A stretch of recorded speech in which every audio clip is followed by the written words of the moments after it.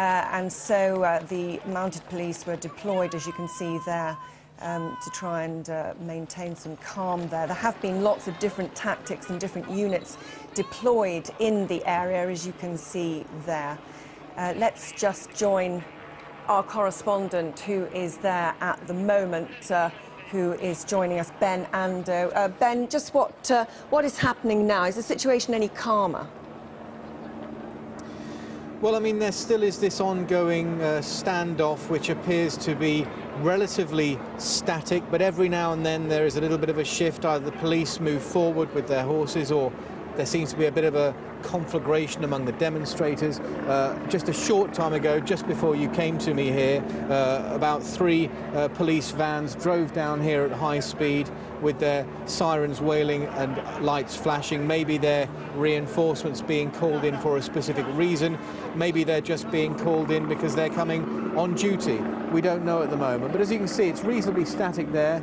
There is a group of probably around about 150 people as people come out of bars and clubs as they end their evening. I think lots of people are coming to see what's going on. They perhaps even heard it on the news and decided to come and have a look. And we're at the situation now where there are still some flames in that central area, which is where the bus was on fire earlier, where the police cars were set ablaze, and where a small shop, possibly a small supermarket, was set on fire earlier.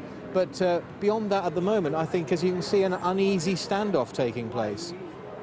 And there have been different tactics. Would you say that the police are now escalating their presence on the streets now?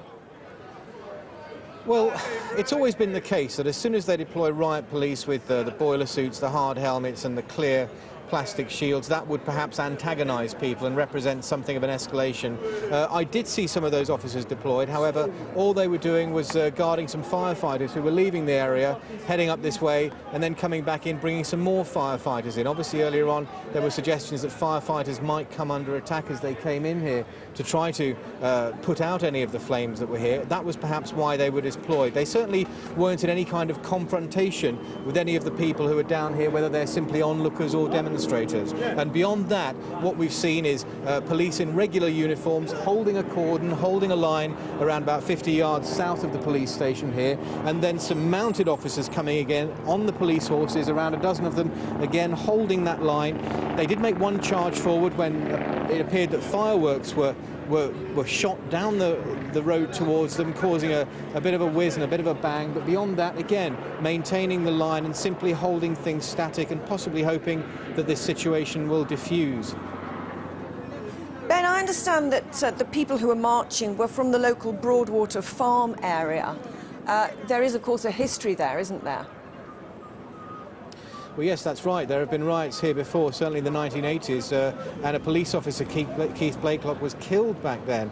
This demonstration today has all stemmed from a shooting by the police of a young man in a minicab on Thursday evening. Now, in that incident, it was an attempted arrest by officers from CO19, which is the firearms unit, accompanied by police from Operation Trident, and there was some kind of gunfire. But what isn't clear is who opened fire first, who fired the first shot. Certainly 2 shots were fired by the police, at least 2 shots were fired by another weapon, and a handgun was recovered from the scene. Now, those weapons have been taken off to forensic laboratories for testing to match up bullets to guns and all that kind of stuff, but those tests take time. The difficulty is the community here want answers, and they want them now. What the IPCC is saying, and they're investigating this, is that those answers can't be given until the tests have done, and those tests take time. So you have a conflict here, which is, it seems, impossible to resolve. A community that's anxious, that's angry, that wants answers, and at the moment, tests being carried out that will give those answers, but perhaps not for some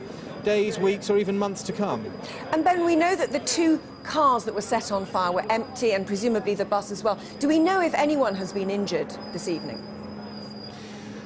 Well, at the moment, no indications that that's taken place. Certainly the police cars were empty. The officers who were in them had gone off on a foot patrol, and so those cars were effectively left unguarded.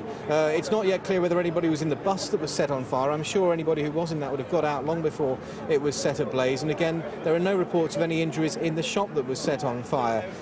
Beyond that, it may be there have been some very minor injuries in the scuffling that's gone on, but certainly nothing that we've heard about in terms of serious injuries to either any of the demonstrators, any of the onlookers, or any police officers. Ben, for the time being, thank you very much indeed. Let's speak on the line now to Lyndon, who lives near the scene in Tottenham. Welcome to BBC News and thanks for joining us. Can you tell us what you have seen, Lyndon?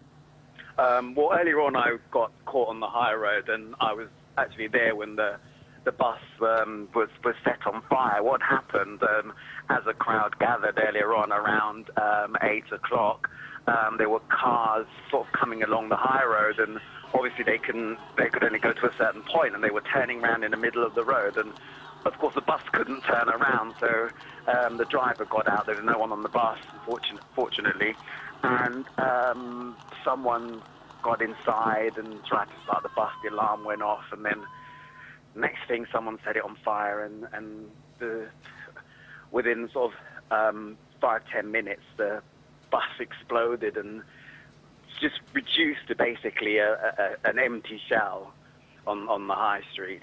And when you say the bus exploded, how near were you to that?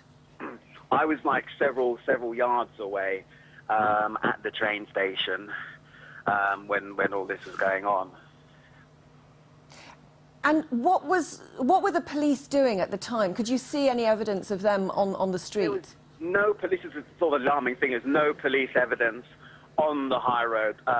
The only police presence was by the police station where the demonstration occurred earlier on in the evening. But further down the high road, there's no police presence. And it's only now, like hours later, just after 11, that we've started to see police actually on the street itself. The only police presence were 2 helicopters that were buzzing around in the sky, and they were there since early this evening around 7, and I'm sure they spotted and observed that the crowds were gathering and could have done something a lot earlier on and prevent the situation from escalating. Because one alarming thing was when the fire was, the shop was set on fire and the bus was set on fire, there were actually people who were living above the shops, and